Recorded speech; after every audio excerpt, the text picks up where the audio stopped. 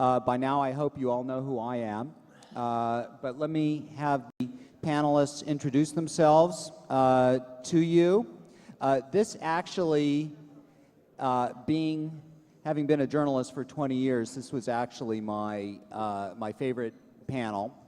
It was hard for me to justify putting it at the very beginning of the show, given that we're ostensibly about Hollywood.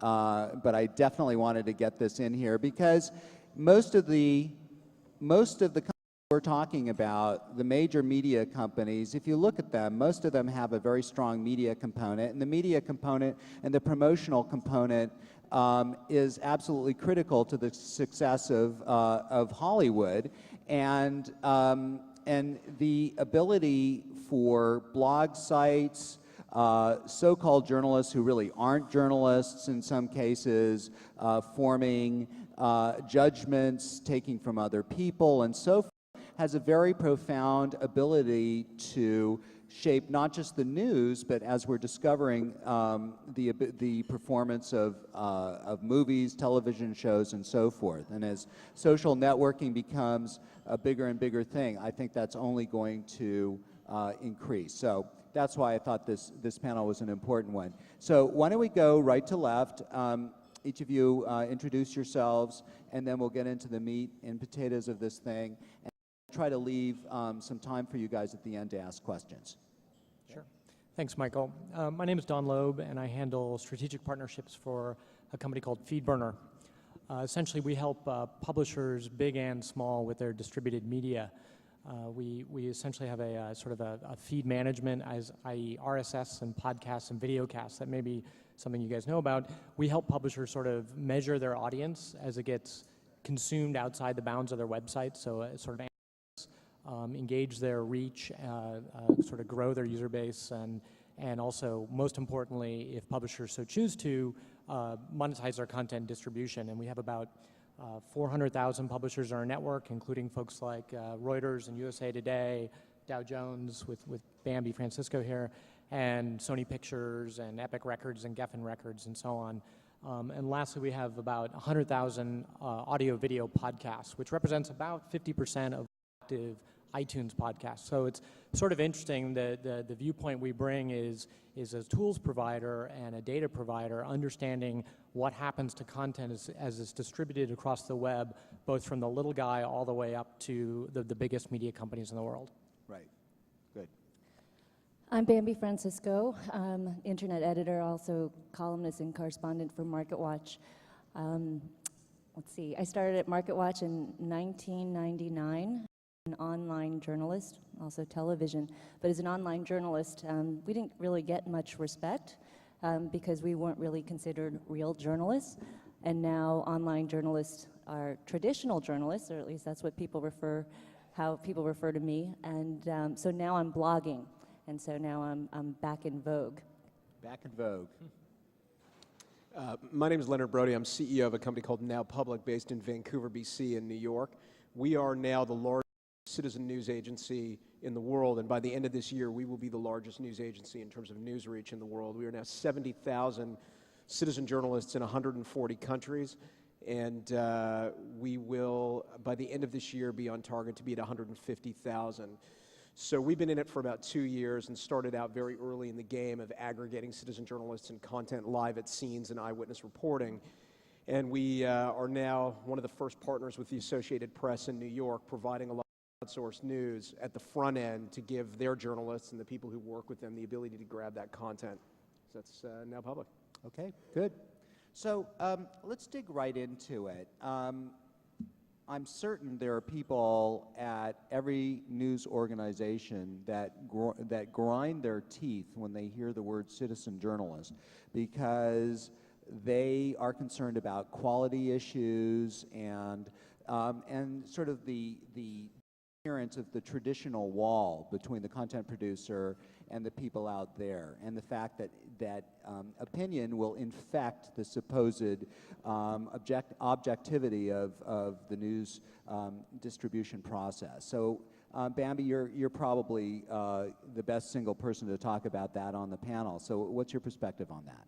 Yeah, well, at Dow Jones, we've been around for 100 years. Certainly, we're extremely credible. And it's very difficult to risk that credibility by just allowing user-generated content to mix in with the finely edited content that the journalists are producing. And it wasn't until about 7 or 8 months ago that we actually introduced blogs. And it wasn't without a lot of infighting amongst the editors. In fact, some even didn't even know what blogs were all about, and they were saying, well, sure, we'll have blogs, but, we really shouldn't have people comment. It's like, well, no, that's what the blogs are all about, is that people are supposed to be commenting on the blogs. And they even wanted to edit the blogs. And they wanted to do a lot of filtering with the blogs to the point where you would actually have, you would post a comment, you would have to have, it would have to go through all the editors to see that you had credible sources. And so it really took away from, the immediacy of blogs, which is to just get out there and post a comment. And so they're finally starting to embrace it. At MarketWatch, we have 2 bloggers. At the Wall Street Journal, there's 1 political blogger. And pretty soon, I think MarketWatch realizes, and Dow Jones realizes, that we really have to open up the web, open up our site to allow users to contribute. And it's not just because, and it's really a financial question that they have to ask, because a lot of the content that's providing by the users is actually helping generate page views. So ultimately, I don't know if it's an editorially they wouldn't want it to happen, but financially they have to let it happen because sometimes it increases page views by 10, 20, 30%, and you can't ignore that. But the truth is, just to be clear about this, so my family background is in media, and our family owns the largest news company in Canada, and this is all about behavioral patterning. If you take a look at Wikipedia, how many university professors 4 years ago would have allowed a student to reference Wikipedia in a paper? The answer is none. Today, it's a completely acceptable cite and footnote in a paper because we understand culturally what that means. It means that it's been written by a user, there's some caution point to it, there's some element of truth, but there's a component of buyer beware in that data. Interestingly, sorry to interject, but my children's teachers in both elementary school and in middle school do not, under any circumstances, permit internet references. So and I would venture to guess that a lot of colleges wouldn't either. Oh, that policy has changed. I mean, Has if you look at Wikipedia, I mean, the data, Harvard did an entire study on Wikipedia, Right. which was, is it more accurate than Britannica? And the answer was it was. Really? And after they undertook that study at Harvard University today, you can cite Wikipedia in papers. And the point is, whether you can or you can't, guaranteed in 5 more years, you're definitely going to be able to, because Wikipedia will be the primary source for a lot of people getting data. It's the same with citizen journalism. There is an element of buyer beware, way that there would be in eBay or any other market dynamic on a website that you need to be careful of. And the question is, when is mainstream media going to start to embrace it or not? And to the credit of a lot of the companies we work with, they are embracing it very regularly. And the truth is, the concept of credibility in a traditional journalism world, what we do is not journalism, by the way. Like what Bambi does and what other journalists do is an art form. It's a skill set. It's a profession. Most of the people who work for us help and assist in that process through news gathering. But the truth is, if you're a journalist and you look at what happened at Reuters with the doctoring of photos, look at what happened at the New York Times. I mean, to think that there are not manufactured content going on within professional organizations is ridiculous. It happens all the time. So it's just a buyer beware issue and a behavioral patterning issue that over time will become more relevant. People will understand that this came from a citizen journalist. Therefore, I know I need to have my radar up a little bit. I need to question. I need to understand it more. So, and you filter your material. Is there any filtering process at all, or do you just allow whatever sticks to go up there? We don't edit our content at all. So we don't own our content. It's owned by our users, and therefore we don't edit it. So we have multiple mechanisms through which you sort. The first way is we sort by what is popular, and what is popular doesn't necessarily mean it's good or true. It just means it's popular. And then we also have, like Wikipedia, we have about 40 editors around the world who are volunteers that make data. Popular based on views? It is, yeah. It's popular based on views. And the problem with that, of course, in the news context is when a major world event is going on, the most popular story is going to be Britney Spears shaving her head. So you have to keep a balance of what editors are looking at and the editorial side of it versus popularity. But we sort it based on how true is it. Our volunteer editors will work on it. We have a trust system within, similar to eBay, an eBay-style trust system within the network. So there are multiple ways you get at how real is this data, and then the users interact with it very regularly. So, and when stuff goes through us to AP, it's scrubbed twice. So actually, if a piece of news originated from Now Public and ended up in an AP partner paper, it would be duly scrubbed, more so than if it was just generated within AP itself. Would it be identified? Yes, for sure. Yeah, it'd be What would identified. it would say Now Public or whatever? Yep. Well, more importantly, it would say the member's name who put it there, and then Now Public. Yeah, but the member's more important than we are. Interesting. And so it could potentially appear in newspapers, correct? Oh, absolutely. And so the byline, I'm sorry, Babby, is the byline Now Public all over the place in newspapers? Yeah, we're just starting to see the deal just closed a month ago, and we're just starting to open up all the data flows to the 25 bureaus that AP has in the States. So that's really interesting. I think part of it, what you're getting at, is what sort of infrastructure or mechanisms are in place for a major media company to bring content in from the outside. And I think there are really two, when you're talking about citizen journalism, classes of sort of publishers or users. There's sort of a set of bloggers in the web, outside of the web, and they're essentially independent journalists. And how do you aggregate them and bring them in and get the best of breed and filter that and basically make sure that the content is of a certain quality such that Dow Jones is willing to put their name on it, even if it's identified as a Now Public user or whatnot, right? But then there's also the notion of, well, what happens, how do I get my normal casual users to start content? I think there are two classes of folks.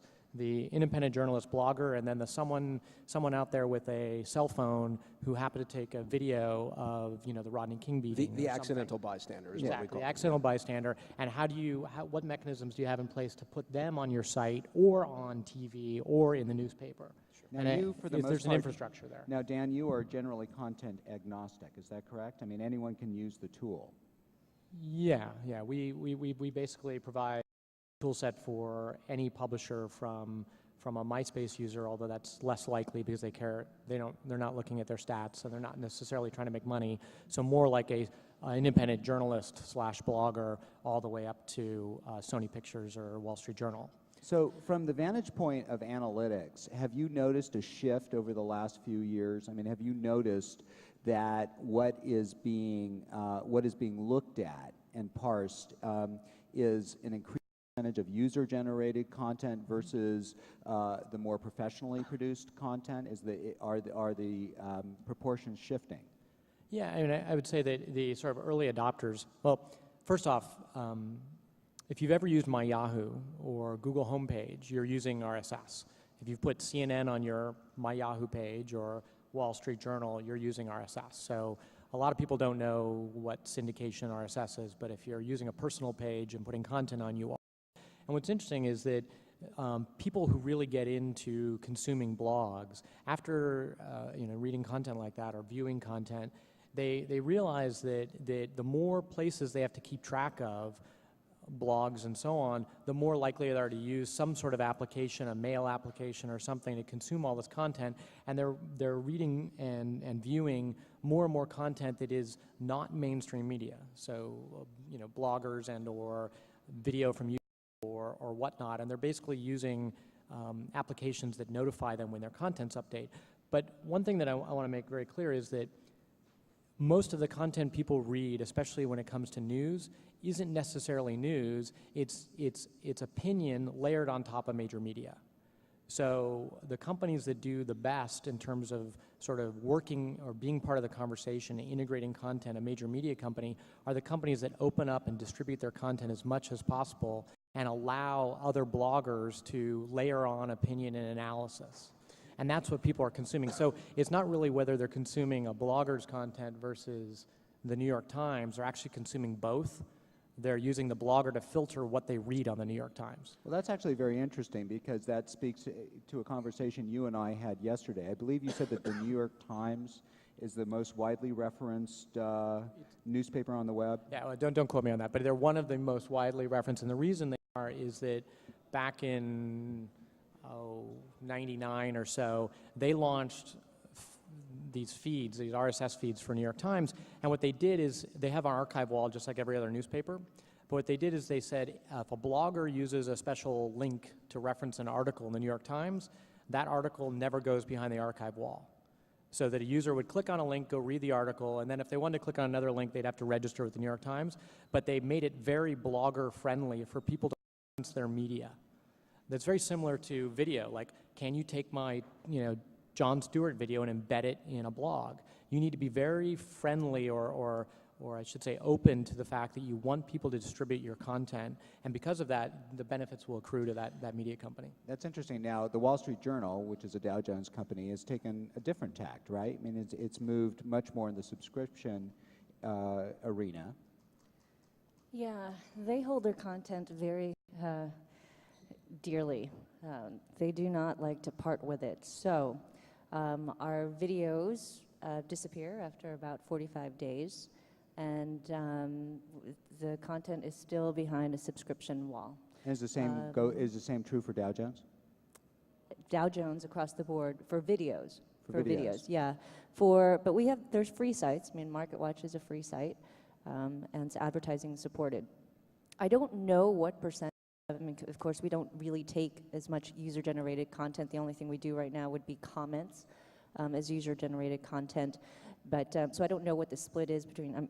I would imagine it's 98%, traditional content. But I want to make a couple of points. And touching on user-generated content, it doesn't just have to be just posts and comments. I think user-generated content could also be user-generated. For instance, ratings or emails. And because you're able to watch this behavior, you're actually able to, benefit from it financially just by following the actions of the readers, because they tend to, for instance, we have, most read, most email. So, in the old days, I mean, you would have to take market surveys or something like that to find out what was the most read, or it would be very top down. But the readers are, in fact, helping us deliver the news or helping us help our audience discover new news. So that, I think, is also included in user-generated content. It's not just comments, but again, it's your actions. I do want to say something about user-generated sites, though. There was a study done recently by Piper Jaffray and ComScore, and they identified what they called used sites or user-generated sites like Facebook and Break.com and all the video sharing sites, and 31%, they did a poll, and I guess actually it wasn't a poll, it was just based on visitors. So based on usage, 31% of the usage went toward user-generated sites in October of 2006. In April 2005, it was only 3% of usage went to these user-generated sites. Additionally, Facebook, MySpace, and Wikipedia are in the top 15 of all popular sites. So you've got three clearly user-generated sites and the top 15 most popular sites. Yeah, but one thing to add, sorry, one. Well, I mean, there is one, I'll give you the floor in a moment, but is there a danger here? We had a focus group last night of people who, for the most part, had stopped, several of the people, for the most part, had completely stopped watching television. We're spending 2 hours a night on YouTube, and I guarantee you they were Dow Jones. I mean, is there a danger here that the specialized content becomes completely irrelevant? No, I don't think so. I mean, if you look back in the formation of media, nothing, maybe, maybe scrolls, nobody reads those anymore, but everybody still reads listens to the radio, reads books and listens and watches television. They now watch cable. So, it's been media never dies, or forms of media never dies, and I do believe that those forms of media don't die.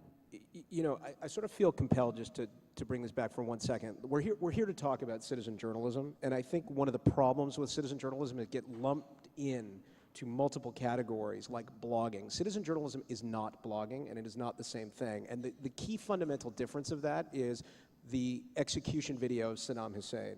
That guy was not a blogger. He was a bystander who saw something. And more news collection is going to be driven by people like us. If you look at the numbers are clear. The newsrooms are receding at 20% a year. Citizen journalism sites like us are growing at 30% a month. So the question is, are these people bloggers and going to write 300 and 400 word pieces on opinion? Are they going to add input into the New York Times or to Dow Jones? Well, they might. But the critical change that we've seen from a media perspective, for the first time in history, two big things have happened. The first is the monopoly that news organizations had on first-to-scene reporting is gone. It's finished. That is over factually, competitively. They know that. They've lost that war. Because if you look at Corey Lidle's plane, when it flew into the building in New York, it took 2.5 hours before anyone had a clue what was going on, because it went through the traditional news gathering processes. When citizen journalism gets more mature and companies like Netflix have their processes in place, that channel gets completely disintermediated. So that's where the change really happens, and that's the difference between citizen journalism and blogging. You know, the guy who took the Saddam execution video is probably in jail now or dead. The truth is that individual embodied what citizen journalism is about. It's about people ordinary people witnessing extraordinary things and engaging in the news cycle through that. It's not about blogging. Now, the interesting point here is the two examples you've given, the plane and Saddam's execution, are both video. So by definition, are the news creating, or the news following exploits of citizen journalism? Is it probably going to be video? We've seen all of it. I mean, I think it's as much, you know, when Anna Nicole Smith died, we had 3 people outside of the hospital that were just happened to be seeing the ambulance drive in, and they were phoning in audio reports on their cell phones and just WAV files that were popping up on the site and photo. I think it's a mixture of photo, video, text, but it will become more and more visual-centric, I think, rather than text-centric over time. It's sort of like the distinction I was making before between sort of a content submitter, accidental bystander, and a blogger / independent journalist. Right. And I do think that more and more people, it's really, the reason why it's going to be photos and video more than anything else is because of these. Everyone has one. Everyone has one now that is video enabled and pretty decent quality. I think the issue, though, is what happens when you take that video of Saddam Hussein? Where did it go? Did it go to Now Public? Did it go to Dow Jones? No, it went to YouTube. It actually went to Rever. But but it could go anywhere. It could go to any platform there and then get an audience. And the question is then, what happens there and what are the motivations of the user who's submitting the content? Do they want to make money and sell it to TV? Do they just want it to get out there? Do they want to get recognition? Do they care? Oftentimes it's just pure interest, right? I mean, it's certainly not about I would venture to guess that 90% of the people who were looking, or 99% of the people who were looking at the Saddam Hussein video were not doing it because they were interested in the news value. Oh, I don't mean the user. I mean the publisher. Or I mean that's a bad example because of who he was. But if you do witness something like that, what are you hoping to gain when you submit that content? Most people are not looking to make money in this market. Exactly. The majority of them are just looking to be like you were, and that's going to change in 5 years. But right now, these are a bunch of people who were in a market that have been spoken to by media for a long time. And now they're just getting their kicks out of being able to speak and being able to be a part of that and be part of the vanity of that process. And so I think money is not the key driver. But the 1% to 2% that do contribute and that you can rely on will have to have some incentive. And money is one, recognition is another. Money is probably more of an incentive.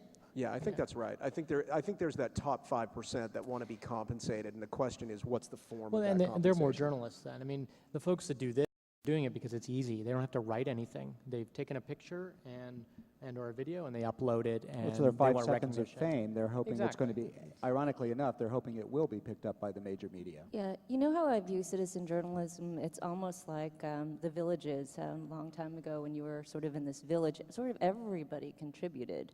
There was no monopoly, and when we see all these niche sites, they are kind of villages because everybody in that community actually is very very knowledgeable about what's happening. And so it's sort of everybody contributing to that particular topic. Of course, back in those days, they also executed witches and burned people at the stake and so That's forth. good news. So, I mean, the question is, this kind Well, of they could throw out- journalism by majority vote. I mean, does this create the potential for a wildly inaccurate, biased form of journalism that, the news in scary ways? Well, there's bias already. I mean, but there's truth in advertising. I mean, you have Fox, right? I mean, you just have to be very, upfront about who you are. But it's not so much bias; it's probably influence. There was this article in the Wall Street Journal. I heard someone hiss from the audience when you said Fox, which means we do have Fox people here. I'm sorry, but from a different part of Fox. The nice people. I do Okay, like go Fox. ahead. So the Democratic Party of Nevada decided to kill its debate among presidential candidates. Fox, and why? Because they were forced to by the blogosphere. So in the Wall Street Journal, it said the larger issue here is the message this episode sends about who is running the Democratic Party: its candidates or the bloggers with pitchforks. And so it's really the influence. I mean, I've had a personal blog since 2004, and I remember writing something about Google, so investments, politics, and faith. And I probably had about 70 comments, and probably the last 10 were like, get this person out, kick this. They were trying to kick me off. So they are sort of these people that with pitchforks, even trying to kick out the person who's leading the discussion. But the big, I think you're right, 100% about the issue of bias. Bias exists in every media form whatsoever. It's just we are more sophisticated today than we ever were in understanding caveat emptor. But the truth is that the news organizations, if you took the heads of every major news company and sat them down, their biggest fear it's that this is the first time in history since the printing press existed that an entire demographic has lost their affiliation with news brands. If you look at the 18 to 25-year-old demo, they are not affiliated with news brands. They don't read, they don't watch Fox, they don't read the New York Times. They get their news through other formats, through friends, through aggregators, through blogs that they read. It's a complete disconnect. And that's one big issue that they have to face. I have a friend who's a columnist with the New York Times, and they kept saying to him, well, you'll have to work your way up to become a columnist in the paper. He's like, in the paper? I don't care about being in the paper. I get 5 times the audience online. Like, it's not, for that demographic, it's not an issue anymore. That, your children will never read a newspaper. It's finished. It's over. That market is done. And well, and that, it does kind of bring us back to the original question which is, I'll ask it again, Bambi, is it possible that you guys could become irrelevant to this new generation? Oh yeah, we've been asking that question for a long time. Are we going to become the newspaper that reports yesterday's news? Do we really, how do you change that? So what do? We shrunk the size of the newspaper to save some costs. But, you just have to change the form or the content. So it's more analysis. It's not breaking news. So you fight where you can to remain relevant. There's Can I the say other one point. thing? Oh, sure, go ahead. So there's 2 points here that are very important, actually, is that one of the things you need to sort of realize, or the media companies need to realize, is that yes, people are consuming content on other sites, social networks, or from blogs and whatnot, and that's why this has been sort of leaked, I guess, as of last week, that Fox is going to have a MySpace news product, right? So they're going to have some sort of product that exposes all those users to news, and whenever it comes out, we'll know exactly what it is, but that's where people are going to get their news. So the media companies, to stay relevant, you're right, Bambi, need to focus on analysis rather than breaking news, but they also need to make sure that they can't rely on people coming to their site. They have to be open and distributed and have their content sort of be out there as much as possible, mashed up and stuck on a MySpace profile. That's a very interesting point. And then measure that so that they understand how their audience is behaving, because their content's still relevant. People just aren't necessarily coming to the New York Times. I can really hear the teeth Wait, at those. then their popularity will be based on how many friends they have. So Herbal Essence has 21,000 friends.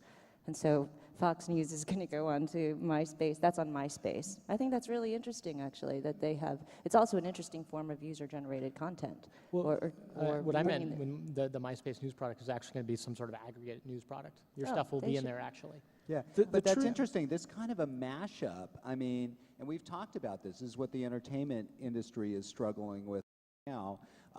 It's basically the same thing with the media industry, I think. I mean, is it possible to have a proprietary product such as, I mean, MarketWatch obviously is not so much the issue since it's free, but Dow Jones, and you know, is the mashing up phenomenon, is that actually a good thing that will spread your news far and wide, and will the editors accept that? Yeah, I think it is actually a good thing because, and I'll give you an example for myself, with my videos, I see them on YouTube, and someone named BuzzPal has been taking the videos, and he has this little introduction as though he's this anchor and says, oh, so now here's an interview that Bambi Francisco has done with, you know, Wikipedia's founder, and she said this and he said this, but hey, here, take a look at the video.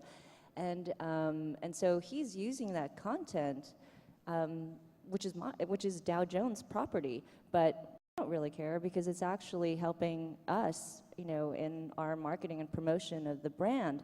I mean, similar to sort of the New York Times being referenced. I mean, you want to just be referenced. So I think it's actually a good thing to have our stuff being mashed up. As long as you can measure it and get some value from it, whether it's brand, traffic, or advertising revenue or something. Michael, I want to say one thing about the whole citizen journalism, and one thing where I think I would love to see it going, and that's sort of the wiki. If you can imagine some sort of, you know, say Katrina, where there are a number of people from all over, and they probably do this on Now Public, where they submit their post, but they don't submit it in sort of disparate pieces, but they sort of put it together, so then you see this nice comprehensive view of what happened in, during a, you know, a catastrophe where somebody says, you know, at 9:10 I was here and I saw this car, you know, turn over, and 11:20, you know, this house. I mean, unfortunately, I mean, I don't want to talk about that type of news gathering, but you could imagine it's similar to looking at a Wikipedia concept comprehensive. Does that exist, Leonard? Yeah, on Now Public? we do it now, but we've done it behind a firewall. The best way to do it is to allow people, Bambi's 100% right, that is the future of distributed journalism, is allowing people that reside in other communities to build and write stories. So we have a tool use internally that allows us to plug into the back ends of Flickr, YouTube, PhotoBucket. You know, we'll find them where they live because the best citizen journalists may not even have a relationship with Now Public. And so we allow our members to go in and find those other people. And then instead of convincing them to try to come to Now Public and post, what we do is once we've captured them once, all they have to do is wherever they live and they like to upload content, they tag it Now Public and we suck it into the news cycle for them. That's interesting. Just to make it an easy process. That is the future. But the other point I would make back to the Sanam video, because I think it's important, the future of news, whether we like it or anyone else likes it or not, the future of news is going to be based on search engine optimization. And if you look at the Sanam execution video, it was uploaded originally on Rever. In the first 48 hours that some member posted it on Now Public and embedded it into a page and into a story, on the top 5 links in Google for that video, we were number 2 and number 3, just because we SEO so aggressively. And that's the other thing to be aware of, is as these brands diminish over time and more people get content by either searching or by aggregating, that the search engine side of this becomes so important. And news organizations have not spent enough time focusing on their SEO strategies to understand how they fit into that, which is part of the distribution. Really out of time, pardon me, but let's have 1 or 2 just super quick questions and answers. We have so little time. Jeff Siegel from Cinia. There was something mentioned by Leonard earlier that concerns me greatly, and it's concerned me for a while, which is the integrity of the data that is being posted on the web. When it comes from a legitimate journalistic source, at least in my naive perception, there is somebody checking the facts, there's someone making sure that the data being put out there is correct. For you to say that Wikipedia can be a reference source and it's mostly correct means that there are instances where people are taking data that is factual, projecting it forward, and it being incorrect. So is there any movement or concern in the industry about the integrity of the data, and how do you go and you validate that so that people, especially in the medical profession and all these professions, they read it on the web, they say it must be true? All I can say is that we thought it was a planet for how many years? Right. And that's exactly right. We shouldn't make assumptions about what is truth in traditional journalism. So I spoke to a group of ABC reporters. They're a partner of ours, and we got into a huge pissing match about the concept of quality in journalism. And what I said to them is, look, who's better to get at truth? A reporter and an editor who fact check, and you should question that process in the first place, because what body does a journalist report to when they breach their ethics? I'm a lawyer. When I breach my ethics, I get disbarred. I have a body that I answer to. Who did the guy at Reuters answer to who doctored those photos? Nobody. All he did was either get fired or suspended, or there was no body that took away his license. Actually, he might do quite well. Just not at the New York Times. You know, the point is that there is impropriety in data no matter where it comes from. The question is, do we get at better results by having more people look at it and have input to it than we do by just one or two people touching it? And I'm a believer that you get at better results by having more people look at it, and the way to do that is to change your mentality about the clean nature of the data. How scrubbed is it when you get it? And as long as your eyes open are about that, and you're able to sort of triangulate data to a source, you tend to get to better results. Maybe the answer is not better results, but different results. Sure. Yeah. I think better, but. Yeah, my name's Andrew Keene. I'm coming out with a book this summer called The Cult of the Amateur, which is an attack on citizen media, an attack on the democratization of the internet. There are many things I could say, but in particular, Leonard, I'm horrified with the fact that you have glibly announced the death of newspapers, and you seem to be very happy about it. And what you want to do is replace it with, as my friend here said, a media which is uncheckable, which is anarchic, which is mostly corrupt. Obviously, we can't have a full conversation on this. I would have actually loved to have been on this panel. But I really am profoundly troubled by the fact that you seem happy that newspapers are history. Oh, I wouldn't say it. Believe you me, I have more to lose about newspapers going under than you do. I mean, our family is a large newspaper company, so if there's anyone who has plenty to lose, it would be my family. So don't mistake what I'm saying for being happy about it, or that there's implicit that I think it's good or bad. I don't think it's good or bad, but it's factual. I mean, if you look at where the market is headed, your children will not read newspapers. We just need to accept that, good or bad or otherwise. That's up to you to determine whether it's good or bad. From my perspective, it would be a huge error in judgment to mistake that for not happening, because it's going to happen. And maybe it's in 5 years, maybe it's in 6 years. Lots of guys who are supporters of the newspaper business throw out numbers to say, no, newsprint is actually growing. Well, it's not. It's shrinking dramatically, and it will continue to. So the question is, places like Now Public and MarketWatch and FeedBurner and Newsvine and other sites, the question is, how do we as a community get better at making sure that we triangulate that data down to get it better and to have more people participating in that are getting better results? We're over, and I'm going to be hooked here to continue any longer. So I encourage you to talk to the speakers afterwards in person, continue your debate. Violence will not be permitted. But the rest of you, go out, enjoy your break. We're going to cut it a little bit short. We'll make it 15 minutes instead of 20, okay? So we'll resume in here at 12. Can we give a hand for our speakers? Thank you.